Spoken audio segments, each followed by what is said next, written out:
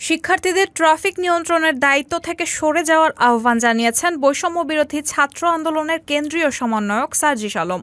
শুক্রবার সকালে ঢাকা বিশ্ববিদ্যালয়ের অমর একুশে হলের সামনে সাংবাদিকদের সাথে কথা বলার সময় তিনি এই আহ্বান জানান। এ সময় সার্জিস আলম বলেন, দেশের এই সংকটের সময় ছাত্র সমাজ যা করেছে তার জন্য আমরা তাদের ধন্যবাদ জানাই। পুলিশ তাদের দায়িত্বে ফিরেছে। সেক্ষেত্রে শিক্ষার্থীদের প্রতি আমাদের আহ্বান, যেখানে যখন ট্রাফিক বা আইন শৃঙ্খলা বাহিনীর টিম আসবে সেখানে তাদের দায়িত্ব বুঝিয়ে দিয়ে আপনাদের সরে যেতে হবে।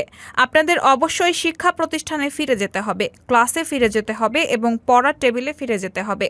এ সময় তিনি আরও বলেন, ধানমন্ডি ৩২ নম্বরে অস্থিতিশীল পরিস্থিতি সৃষ্টিকারীদের বিরুদ্ধে ব্যবস্থা নেওয়া হবে। তাই এসবের সঙ্গে সমন্বয়ক বা অন্য কেউ জড়িত থাকলে বহিষ্কার এবং ব্যবস্থা নেওয়া হবে। রায়হানা মুন, সবার কথা।